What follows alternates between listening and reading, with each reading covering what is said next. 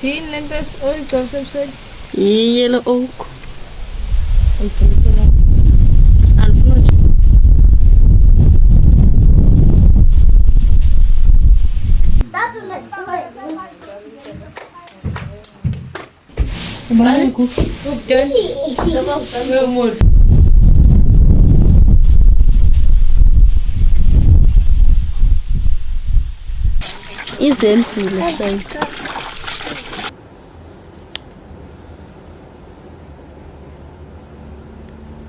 I was in a grocery store the other day.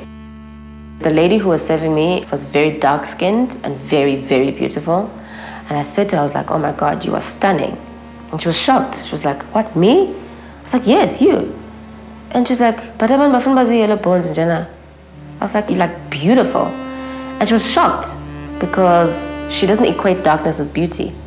The pervasive messages are still, if you're black, be as closest to white as possible and you'll be fine. If people are constantly looking and examining and probing at you, of course you're going to get uncomfortable and at some point you're going to explode. It's not a mistake that any of this is happening. None of these things are unintentional. When they put brightening, it's not unintentional, it's intentional. It's so that you can buy that skin thing, your face cream, so that you can buy into an already existing idea of pretty. They've done it through the magazines, through the televisions, through now the internet. It's like a new billboards.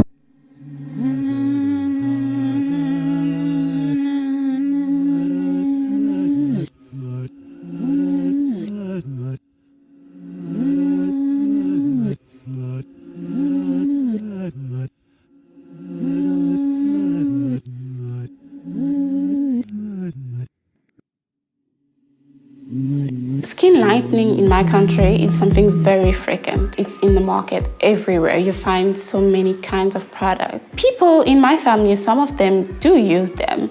So I've been familiar with those products, I've seen it, but I've also seen the bad effect that they have. First time I used product was, I was probably around 16. I went to go visit my aunt and she sat me down and she told me that, you know what, I'm never really going to get married or get a boyfriend. I'm always going to attract the wrong kind of attention if I don't do something about my birthmark. She sent me home with, I think it was a cream, a carrot soap, and a vanishing cream with lemon. I was 15 years old at the time. And when you get into that teen age, you start caring more about your skin, how you look, how guys look at you. My aunt, she had some, so I tried. But like it lightened my skin so fast and I was so scared like people are gonna notice the change. I tried out this product called Eclair and it had a little Caucasian lady on the box. It had a little calendar with like a color type of map. So on this day you will, gradually turn to this color, etc., etc.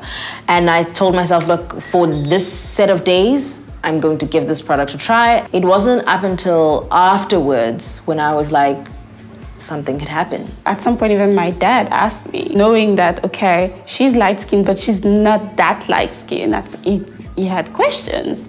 So I think when your dad starts to question his daughter's skin, it gets a bit weird. Before then, I did have a chat with my mom about it, and she did warn me. And as a teen, you kind of feel like, they don't understand me, I want to be great.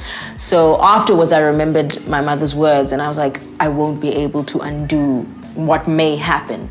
So it was really out of fear. I didn't really have a bad reaction or anything. It just got so uncomfortable. Because at school, my friend will ask me like, oh, but Ashley, why are you so light now? What's happening? And I didn't know how to answer because it was shameful for me to admit that, yes, I'm using something I'm trying out. So I couldn't deal with the guilt, so I just decided to stop. It mattered to me what people thought. It mattered to me, how my friends felt. I felt good when I was getting the compliments, but I felt a bit guilty because I was the only one that knew how I was blossoming. All mobile devices may be switched to normal mode.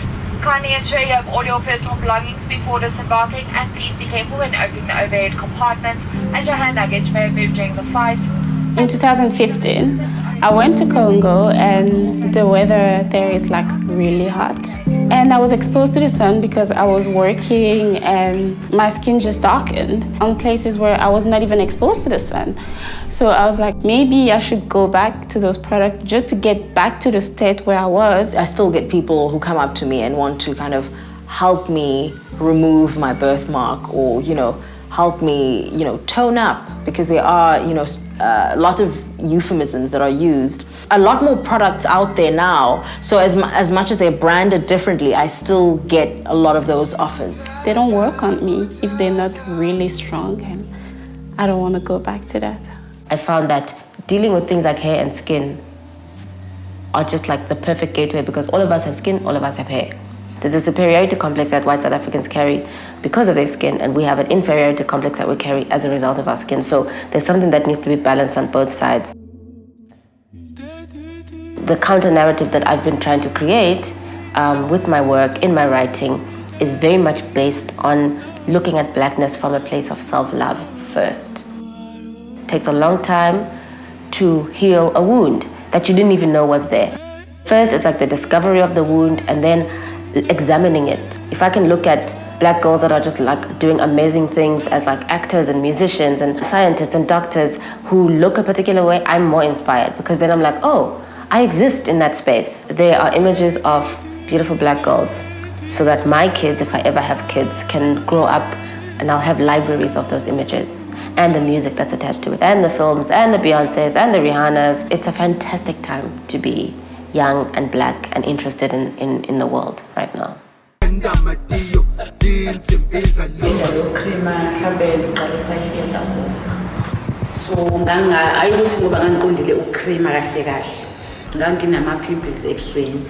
So ngase ngiya ku-skin doctor eMshiyeni. Udokotela wanginikeza i-advanced sun cream and ointment.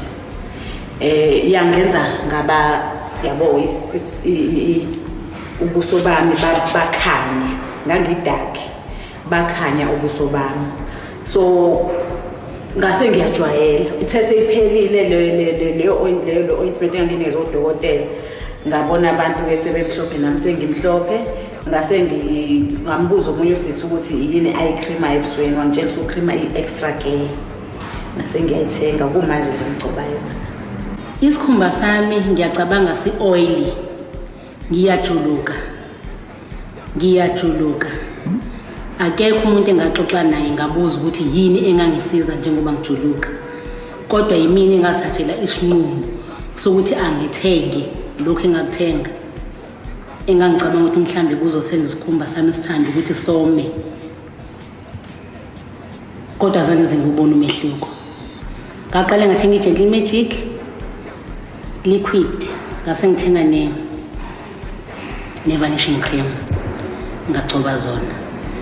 Ngiyacabanga ukuthi isikhumba sami saqala lapho ungabi right, cause angikho dark ngi-light complexion. Skin bleaching or skin lightening, or ukuchesa as they say in Xhosa, or ukukrima, it's an act of using creams to change, or tablets to change one's normal skin color with an aim of gaining a lighter complexion compared to your natural skin color. The prevalence of skin lightening creams is very high, from 65 to about 75%. So we feel it's still lower than that in South Africa, but we need to do something about it before it actually reaches such high levels. In our study, the majority of skin lightening creams that we tested and those we bought from stations and corner shops around Cape Town were actually not South African. So the problem is that our borders are porous. So things are coming in from outside the country. A third came from the EU. 1 or 2 came from the US, and then the rest from the African continent. And the question of the EU is amazing, because in the EU, skin lighteners are forbidden. But clearly someone is manufacturing for the African market.